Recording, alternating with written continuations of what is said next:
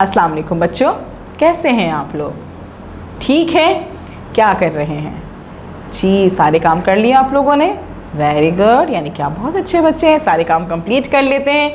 और आज आप इस इंतज़ार में हैं कि आज हम नया काम कौन सा करेंगे, है ना? चलिए जी, पहले मुझे ये बताइए कि हमने जो हम्द पढ़ी थी वो आपको याद है? अच्छे से याद है? अच्छा, तो यानी कि मैं ये देख सकती हूँ कि आपको ये नज़म सही से याद है या नहीं याद है। चेक करूँ? कर लूँ? चलें ठीक है, फिर चेक करते हैं। हमारे पास मौजूद है पेज नंबर 10। हमारे पास 10 पेज मौजूद है और उसमें हमारे पास जो है कुछ अशार दिए गए हैं जो कि हम्द के बारे में ही है, लेकिन उसको जंबल कर दिया है, ऊपर नीचे कर दिया है। अब आपको जो कि नज़म हमारी हम याद है, आपने पढ़ ली है, तो आप तो मुझे फ़ौरन बता देंगे कि भाई ये जंबल जो आपके अशार हुए हैं उनके नंबर्स क्या हैं जी। पहले नंबर पे कौन सा अशार आएगा, शेर आएगा, दूसरे पे कौन सा आएगा और तीसरे पे कौन सा आएगा, बता देंगे? चलें ठीक है, पहले मैं आपको जो ये शेर पढ़ के सुना देती हूँ और आप उसके बाद मुझे बताइएगा कि पहले नंबर पे कौन सा आएगा, दूसरे नंबर पे कौन सा आएगा और तीसरे नंबर पे कौन सा आएगा, ठीक है? किसने है ये फूल सजाए, कौन है जो हरियाली लाए? क्या ये पहले नंबर पे था? शुरू में आ रहा था ये? नहीं, इसकी तरतीब पहले थी? नहीं थी ना जी। चांद सूरज और ये तारे किसके हुक्म से रोशन सारे? क्या ये सेकंड नंबर पे था? ये बीच में आ रहा था? सोचें, नहीं ना जी।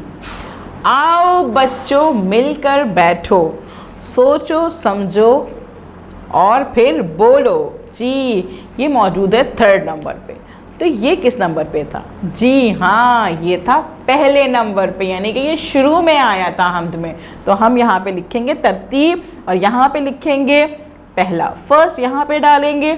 और सेकंड अशार कौन सा था भाई? चांद सूरज के बारे में बताया था या फिर हरियाली और फूल के बारे में? जी वेरी गुड, फूल और हरियाली के बारे में जिक्र हुआ था हमारा। तो हम दूसरे नंबर पे यहाँ पे 2 नंबर डालेंगे, फिर सेकंड नंबर डलेगा यहाँ पे 2। कौन है यो, किसने है ये फूल सजाए, कौन है जो हरियाली लाए। और तीसरे नंबर पे कौन सा आ रहा है जी? तीसरे नंबर पे हमारा ये वाला शेर आ रहा है जो कि है चांद सूरज और ये तारे किसके हुक्म से रोशन सारे। और हमने कितनी आसानी से ये एक्सरसाइज कंप्लीट कर ली, ठीक है जी। अब हमारे पास दूसरी एक्सरसाइज मौजूद है जो कि है इस नज़म का मरकज़ी पैगाम क्या है, दुरुस्त जवाब का इंतखाब करें। यानी कि हमें पता होना चाहिए कि जो हम मौजूद थी, ये नज़म मौजूद थी, इसकी बेसिक कॉन्सेप्ट क्या था, इसका मरकज़ी ख़याल क्या था, ये किस चीज़ को सोच के, किस टॉपिक को सोच के लिखी गई थी। तो मैं चारों टॉपिक पढ़ रही हूँ और आप मुझे पता है, I am sure about it कि आप ज़रूर बताएंगे, मुझे इस बारे में यकीन है, क्योंकि आपने ये नज़म अच्छे से पढ़ी है, सुनी है, समझी है, ठीक है जी। पहला है यहाँ पे, ये दुनिया अल्लाह ताला ने बनाई, इस टॉपिक पे ये नज़म मौजूद है। या फिर ये दुनिया मशीनों ने बनाई, ये दुनिया इंसानों ने बनाई, ये दुनिया फरिश्तों ने बनाई जी। इन चारों में से कौन सा जो है वो लाइन, कौन सा जो टॉपिक है वो आपका दुरुस्त है?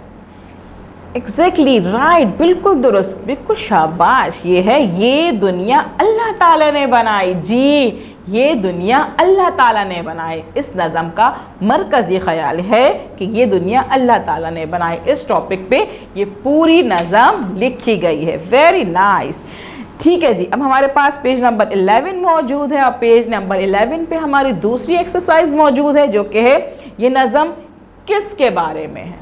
टॉपिक तो हमने बता दिया, अब किसके बारे में है? तो इसके बारे में हमारे पास 4 टॉपिक्स दिए हुए हैं। हमने दुरुस्त टॉपिक का इंतखाब करना है और इसके बारे में लिखना है। पहला हमारा टॉपिक मौजूद है खुदा की कुदरत के बारे में। क्या खुदा की कुदरत के बारे में इसमें डिस्कस किया गया है या फिर किसी बाग के बारे में? किसी बाग के बारे में किया गया है या फिर जानवरों के बारे में किया गया है? जानवरों के बारे में किया है? नहीं। फिर दरख्तों के बारे में किया है? किसके बारे में किया है भाई? दरख्तों के बारे में किया है? नहीं। जानवरों के बारे में किया है या फिर सिर्फ किसी बाग के बारे में किया है या फिर खुदा की कुदरत के बारे में किया है?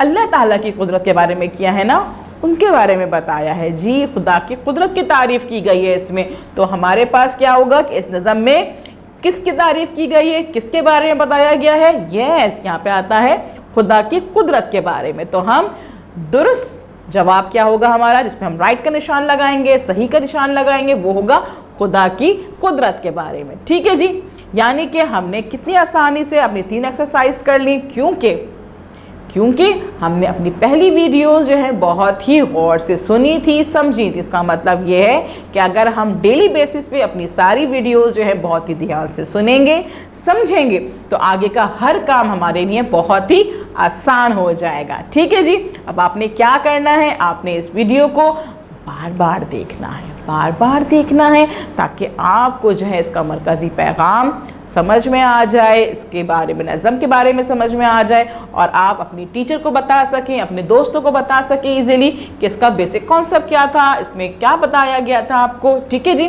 क्योंकि जब टीचर आपको कॉल करेंगी तो आप क्या करेंगे, उनको बताएंगे कि आज हमने क्या एक्सरसाइज की है, हमने क्या समझा है, क्या पढ़ा है, और फिर जो आपने काम किया है उसकी पिक्चर खींच के आपने उनको सेंड कर देनी है। ठीक है जी, इसके बाद हम कल आपसे मिलेंगे एक नई मश्क के साथ में।